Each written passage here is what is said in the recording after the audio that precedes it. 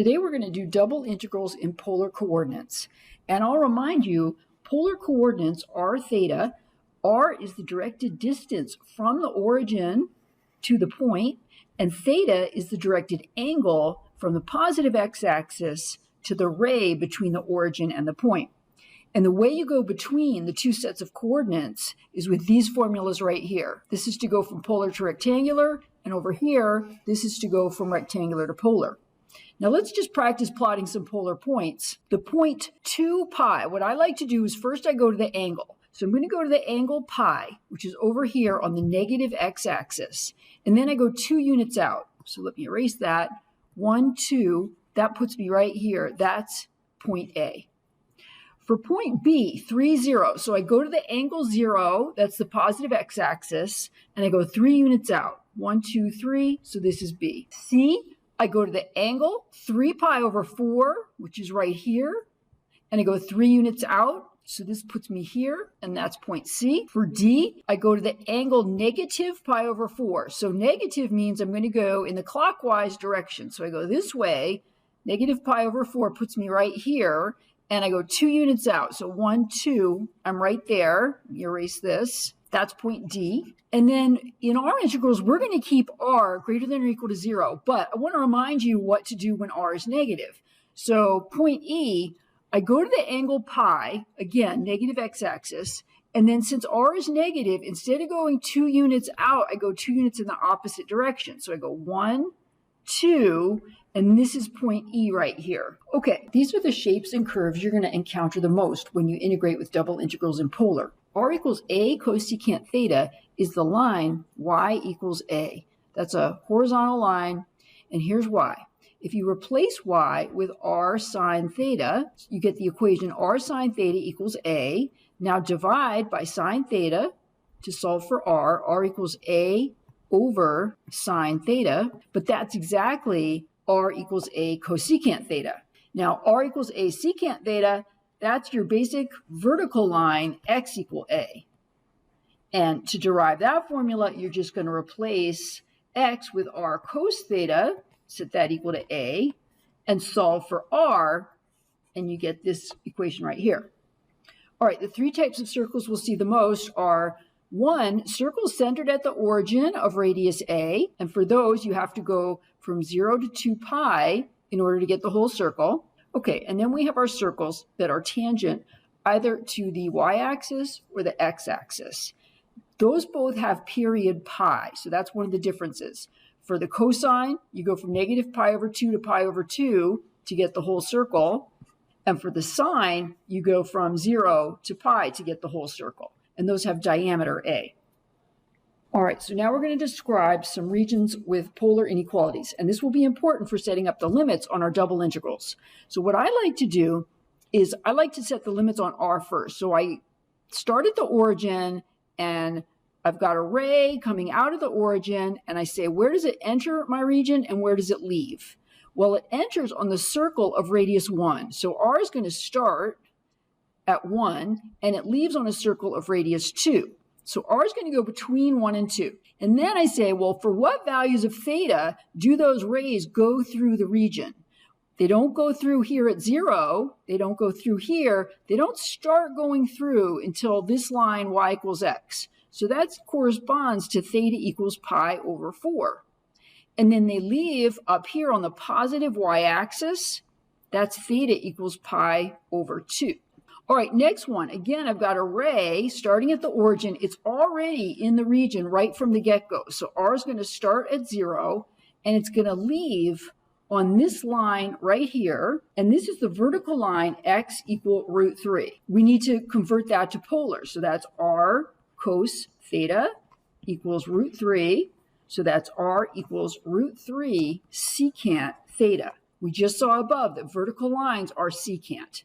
So root 3 secant theta is my upper limit on r. And then theta is going to start, well, I've got those rays going through the origin right from theta equals 0 to this line right here, which corresponds to theta equals pi over 6. Now, the way I got that in my head is I looked at this point, root 3 comma 1, tangent of theta is y over x, so 1 over root 3. So I'm in quadrant 1, an angle with tangent 1 over root 3 is pi over 6. So those are my limits right there. Okay, so now we're going to start integrating in polar coordinates. And to convert a rectangular double integral to a polar double integral, you replace x and y with r cos theta and r sine theta, and then you substitute the area element. The area element is going to be dy dx or dx dy. In either case, you're going to replace it with r dr d theta. So note there's an extra r in there. And I just want to mention why that is before we go any further. If you jump to the last page, you'll see an explanation of what's going on. In Cartesian coordinates, we are integrating with using rectangles. In polar coordinates, we're integrating using polar rectangles. And a polar rectangle doesn't have area delta r delta theta. It has area r delta theta. And you can read through that. So that's steps 1 and 2, and then you have to find your limits. So this is kind of the difficult part, and this is what we're going to practice doing today.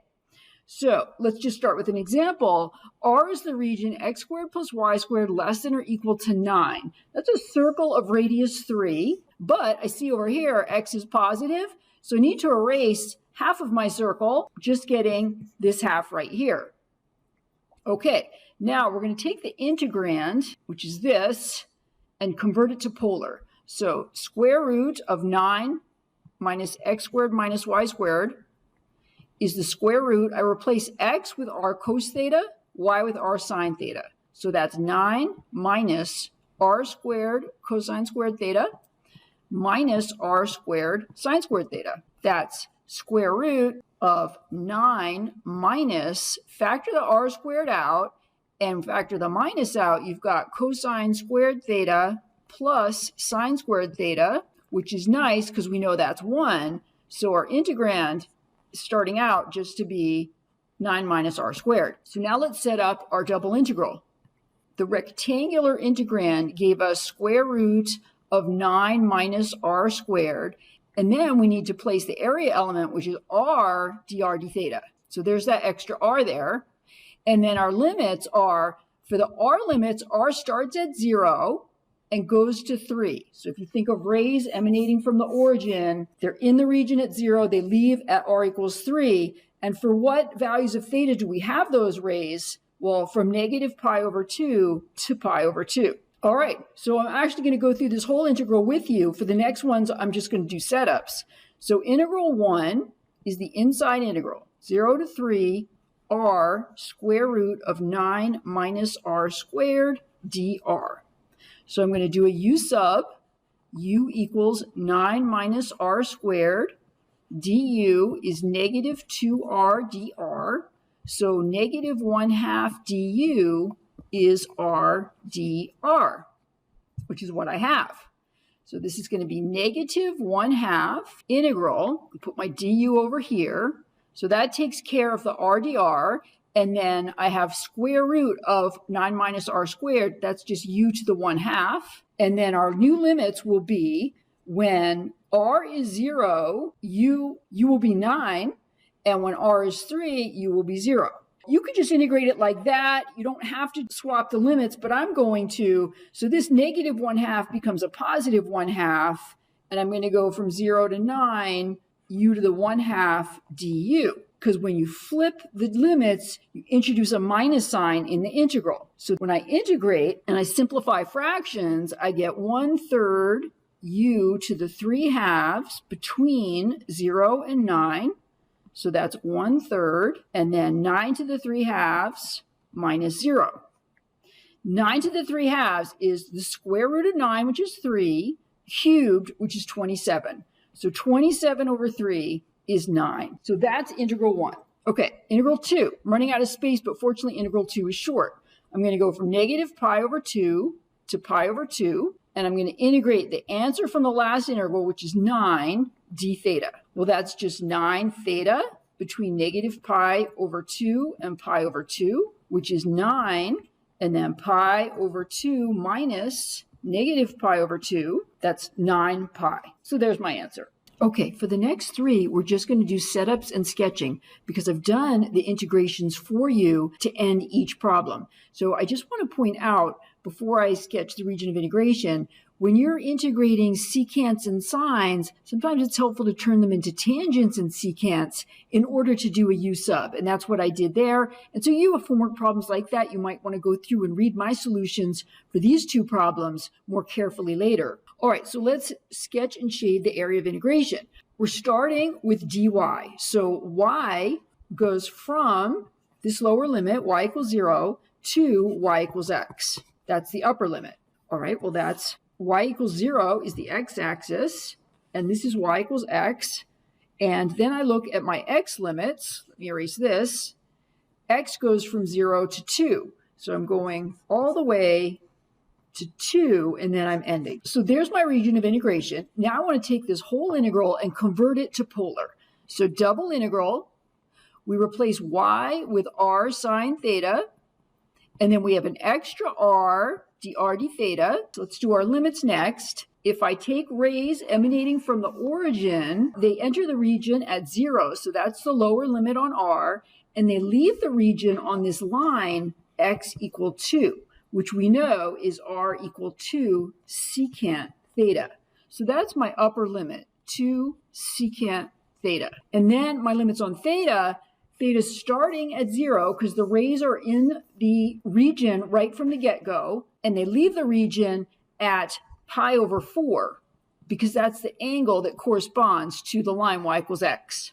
So there's my double integral, and I combined the two r's, and you can see that that's the integral there, and I went ahead and integrated. Okay, next one, sketch the region given by r less than or equal to 4 sine theta, and there are some restrictions on theta, all right? So r equals 4 sine theta is a circle tangent to the x-axis, and it has diameter 4. And theta is only going from 0 to pi over 2. So theta starts here, and it goes to pi over 2. So this half circle is the region of integration. And the end of the solution is to actually integrate this function over that region, and you can read that. Okay, last one, another polar integral we want to set up. R is the region given by these inequalities. So x squared plus y squared equal 1 is a circle of radius 1, and x squared plus y squared equal 9 is a circle of radius 3. So I'm going between a circle of radius 1 and a circle of radius 3, and y is strictly positive, so half donut up here. That's my region of integration. All right, so let's convert that to polar. We've got double integral 6.